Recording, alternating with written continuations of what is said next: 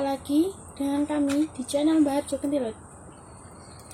Pada tanggal 14 Februari 2021 ada kegiatan napak tilas dengan tema Napak Tilas Menghilangnya Pahlawan Peta Sudanjo Supriyadi setelah memberontak markas Jepang yang ada di Blitar. Saya mau tanya-tanya kepada Bapak Suroso selaku putra Mbah Harjo Gentilut tentang cerita sejarah menghilangnya Sudanjo Supriyadi di Gunung Gedang. Bagaimana menurut Pak Suroso soal sejarah tersebut ceritanya? Iya, begini ceritanya menghilangnya pahlawan Peta Sudanjo Supriyadi menurut cerita sejarah dari Mbah Harjo. Dulu saya masih berumur sebesar cucunya Mbah Harjo. Ini saya dikasih sejarah tentang pahlawan Peta Sudanjo Supriyadi yang memberontak Jepang yang bermarkas di Blitar. Gini ceritanya. Awalnya saya melihat wadah minum tentara zaman dulu yang terbuat dari aluminium itu sama baju di atas tempatnya Mbah Harjo itu di Pogo. Saya bertanya kepada ibu saya awalnya di dapur sebelah kanannya Mbah Harjo ini.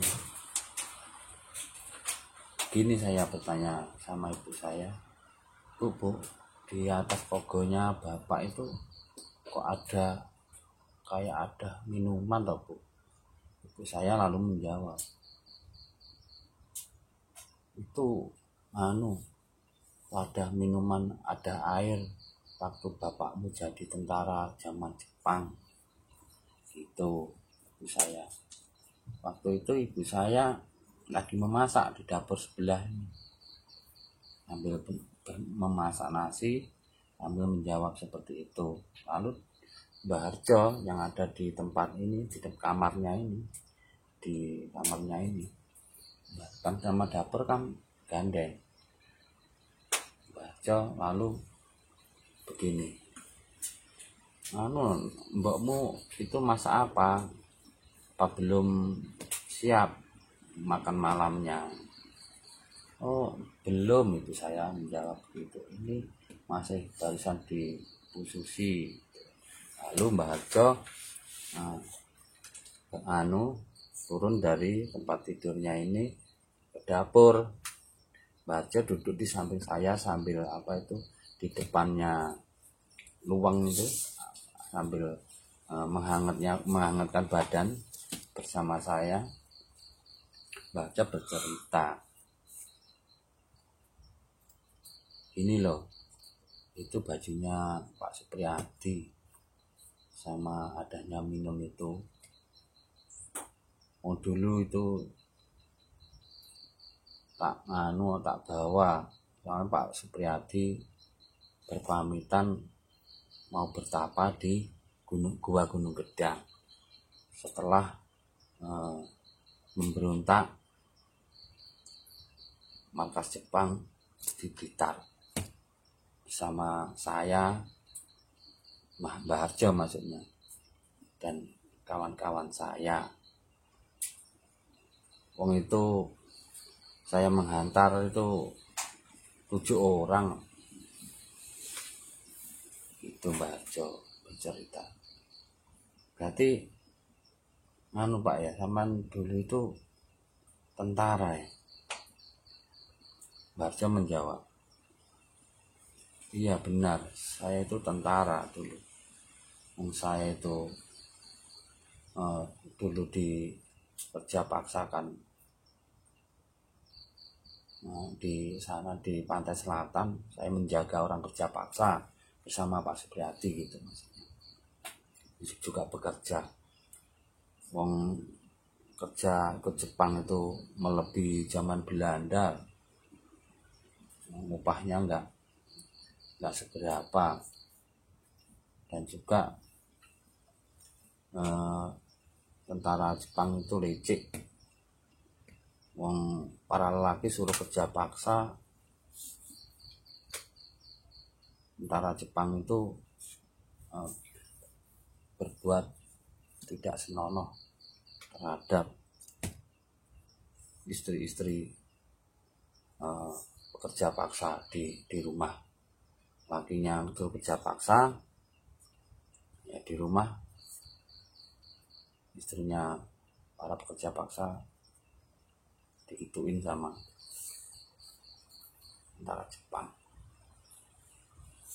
Jadi Mbah Harjo ya otomatis bersama Pak Supriyadi dan kawan-kawan tidak terima. Dia punya rencana untuk memberontak. Itu akhirnya Mbah Harjo pergi dari tempat pekerjaannya itu bersama Pak Supriyadi dan kawan-kawan memberontak Jepang di Blitar. Singkat ceritanya seperti itu menurut Mbah Harjo. Selalu saya bertanya kepada Mbah Harjo, berarti sampean Pak ya jadi tentara dapat gajian ya? Soalnya kan begini, maksud saya bertanya seperti itu tuh waktu itu saya pengen sekolah. Teman saya itu juga bekas tentara dapat pensiunan. Pak, teman saya itu dapat gajian buat beli sepeda, buat sekolah Pak. Saya pengen sekolah. Mbah Harjo menjawab, kamu tidak usah sekolah. Nanti saya kasih cangkul buat bekerja, buat menanam di ladang. Nggak usah sekolah, karena bapakmu nggak dapat gajian. Saya terus lalu bertanya pada Mbah Harjo, kenapa Pak kok sampean nggak dapat gajian? Lalu Mbah Harjo menjawab, lah wong zaman zaman dulu tuh, zaman Belanda, saya sudah ikut berjuang mengusir Belanda. Bahkan zaman dulu itu waktu Belanda mau pergi dari Indonesia itu banyak orang kelaparan. Karena panen gabahnya itu dijarah sama antek-anteknya Belanda itu, punya rakyat itu, punya petani itu. Jadi banyak orang kelaparan. Jadi tugas saya ya menyekat anteknya Belanda membawa gabah itu. Saya minta lagi sama kawan-kawan saya di daerah Samben sana, ditanya seperti itu. Wong zaman dulu itu sampai anak pisang, daunnya nangka muda, empolnya kelapa itu diambil sama rakyat, sama warga untuk dimasak karena nggak ada beras, karena dijarah diminta sama anaknya Belanda. Mbah Harjo cerita seperti itu. Zaman Jepang juga seperti itu. Jadi ya hadiah saya itu, ini sudah merdeka ya sudah enak. Saya nggak memikirkan minta digaji. Digaji itu uang dari siapa? Mbah Harjo bilang, itu dari pajak-pajak orang yang bontrotin saya, yang ngasih bekal saya waktu mengusir penjajah dulu, mengusir penjajah Jepang sama Pak Supriyadi dan kawan-kawan saya. Jadi ya kalau saya ingin mendapatkan uang ya saya mencangkul, menanam. Itu jawabnya Mbah Harjo. Seperti itu.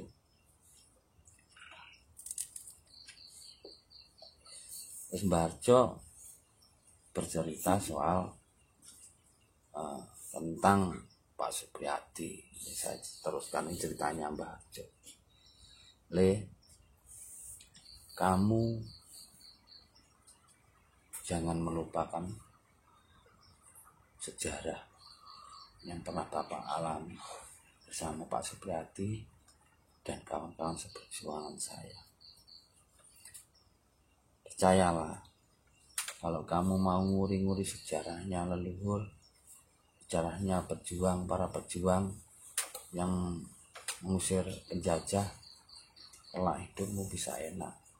Itu Mbah Harjo itu seperti itu, mengasih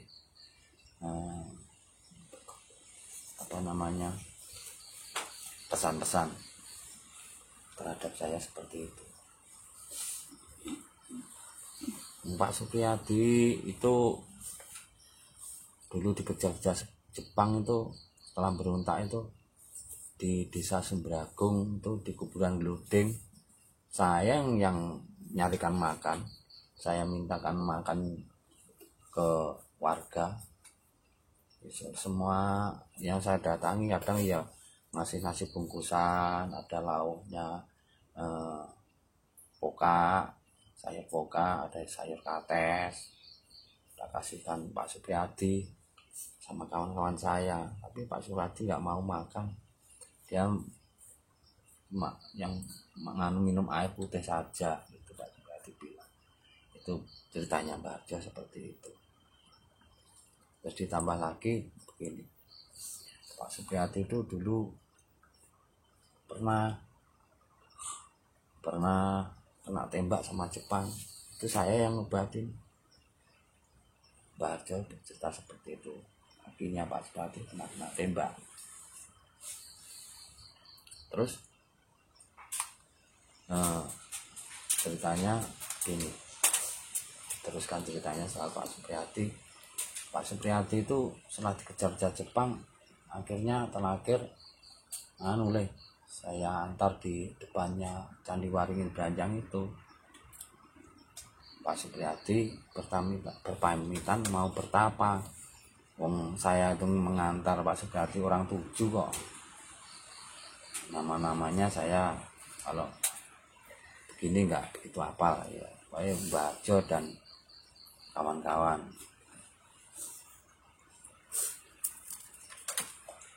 Mbah Harjo bercerita setelah sampai di depannya Candi Waringin Branjang, itu Pak Supriyadi itu berdiri di depannya Candi Waringin Branjang itu, Candi Jungkop itu. Dia berdiri, terus kawan-kawannya Mbah Harjo 7 orang dan juga Mbah Harjo itu berdiri di belakangnya Pak Supriyadi. Itu ceritanya Mbah Harjo seperti itu. Terus pengantarnya ini katanya Mbah Harjo disuruh berdoa ya, jadi berdoa tuh ya gini dengkluk gini, tapi Mbah Harjo sih tetap begini, nggak dengkluk ya kan. Mbah Harjo tadi tahu Pak Supriyadi itu melepaskan baju, celana dan sepatu, topi itu dilepas, ditaruh di depannya Mbah Harjo. Jadi sebelum selesai pengawalnya nih, Mbah Harjo dan kawan-kawan berdoa belum selesai, Pak Supriyadi itu berjalan lewat di sampingnya Candi Waringin Branjang itu. Cuma cawetan katanya Mbah Harjo, cuma cawetan. Ini nggak pakai celana, nggak pakai baju, cuma cawetan. Jadi tahu Mbah Harjo, Pak Supriyadi pergi itu tahu. Setelah itu, setelah Pak Supriyadi sudah pergi dari depannya Mbah Harjo itu menepuk pundaknya teman-temannya ini. Pak Supriyadi sudah pergi. Kemana Mbah? Ya di sana mungkin ya bertapa di Gua Gunung Gedang, gitu ceritanya. Ceritanya seperti itu. Makanya kemarin tuh ada acara Napaktilas di sini, jelas di sini ada cerita sejarah setelah Pak Supriyadi memberontak Jepang di Blitar waktu penjajahan zaman Jepang. Nah, ini ada tambahan cerita dari Mbah Harjo. Saya mulai kecil tidak boleh siso. Mbah Harjo juga menjelaskan, wong aku tuh begini loh, nak, aku tuh begini loh, nak. Kalau zaman perang sama Pak Supriyadi, kalau saya tuh memanggil namanya, enggak, saya tidak menyebut namanya, tapi saya pakai bahasa isyarat. Itu suwit-suwit atau siso. Begitu. Tapi nganu loh, Pak Supriyadi itu berjanji sama saya, setelah 30 tahun, 35 tahun, kalau saya bertapa, nanti saya akan jengkar gitu. Dan akan menemui Mbah Harjo. Ceritanya seperti itu. Nah, akhirnya dengan berjalannya waktu, kalau saya siso dimarahin. Kalau kamu siso, orang nggak akan percaya sama kamu, atau saya nggak akan percaya sama kamu, karena yang siso itu hanyalah nanti ada orang siso itu Pak Supriyadi menemui Mbah Harjo. Maksudnya Mbah Harjo seperti itu, kan saya nggak boleh siso. Akhirnya umur saya waktu itu sudah pas 35 tahun. Waktu itu saya sakit, kaki saya patah. Saya ada sekitar sudah 3 bulan saya nggak bisa jalan. Saya sudah punya anak. Waktu itu anak saya kalau nggak salah sekolah SD. Ya sekitar jam 8, kalau nggak jam 8, sekitar jam 7, jam 8, saya mendengar ada orang datang naik mobil.